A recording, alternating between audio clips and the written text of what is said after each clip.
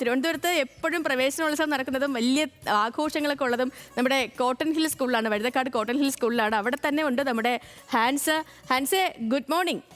അങ്ങനെ കുട്ടികളൊക്കെ സ്കൂളിലേക്ക് വരികയാണ്. കോട്ടൺ ഹിൽ സ്കൂളിലെ ഒരുക്കങ്ങളൊക്കെ പൂർത്തിയായി കഴിഞ്ഞു.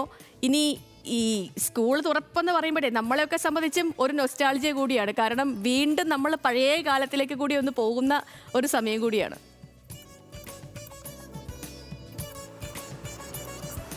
Sethulakshmi, good morning. സേതുലക്ഷ്മി പറഞ്ഞതുപോലെ തന്നെയാണ്, തലസ്ഥാന നഗരിയിൽ ഏറ്റവും കൂടുതൽ ആഘോഷങ്ങളുള്ള സ്കൂളിൻ്റെ മുറ്റത്താണ് ഞാനിപ്പോൾ ഉള്ളത്. Cotton hill government higher secondary school. ഇപ്പോൾ നിലവിൽ ഈ സ്കൂളിലെ പ്രവേശനോത്സവത്തിൻ്റെ ഭാഗമായിട്ടുള്ള ഒരുക്കങ്ങളെല്ലാം പൂർത്തിയായിട്ടുണ്ട്. നമുക്ക് ദൃശ്യങ്ങളിൽ നിന്ന് തന്നെ വ്യക്തമാണ്.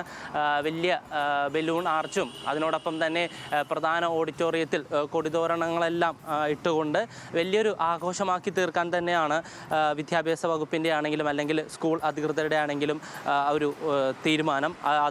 അതുമാത്രമല്ല, പട്ടത്തെ ഗവൺമെൻറ് ഗേൾസിലും ഇത്തരത്തിൽ വലിയ വലിയ ആഘോഷങ്ങളാണ് പ്ലാൻ ചെയ്തിരിക്കുന്നത്. പക്ഷേ അതുകൂടാതെ തന്നെ ജില്ലയിലെ പ്രവേശനോത്സവത്തിൻ്റെ ഉദ്ഘാടനം കവലിയൂർ സ്കൂളിലാണ്. ആറ്റിങ്ങലിലെ കവലിയൂർ ഗവൺമെൻറ് ഹയർ സെക്കൻഡറി സ്കൂളിലാണ് ഇന്ന് ജില്ലയിലെ പ്രവേശനോദ്ഘാടനം നടക്കുക. മന്ത്രി GR അനിലാണ് പരിപാടിയിൽ പങ്കെടുക്കുന്നത്.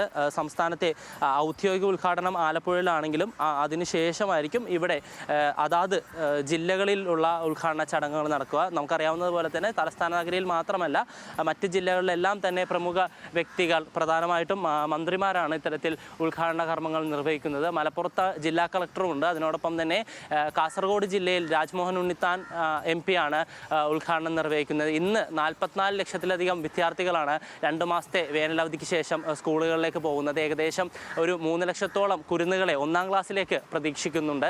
പക്ഷേ അതിനോടൊപ്പം തന്നെ വളരെ അധികം പ്രത്യേകതകളുള്ള ഒരു അധ്യയന വർഷത്തിനാണ് ഇത്തവണ തുടക്കം കുറിക്കുന്നത്. അത് പ്രധാനമായും നേരത്തെ ദേവൻ സൂചിപ്പിച്ചതുപോലെ തന്നെ ഇത്തവണ ആദ്യത്തെ 2 ആഴ്ച പാഠപുസ്തകങ്ങളില്ല എന്നൊരു പ്രത്യേകത ഇത്തവണയുണ്ട്. അതിൽ പ്രധാനമായും ആ സമയത്ത് 2 ആഴ്ച എന്ന് പറയുമ്പോൾ നാളെ മുതൽ 13-ാം തീയതി വരെ കുട്ടികൾ പഠിക്കുന്നത് പൊതു വിദ്യാഭ്യാസത്തെക്കുറിച്ചായിരിക്കും. അതിൽ പൊതു കാര്യങ്ങളുണ്ട്. മയക്കുമരുന്ന്, ലഹരിമരുന്ന് ഉപയോഗത്തിനെ കുറിച്ചുള്ള അവബോധ ക്ലാസ്സുകളുണ്ട്.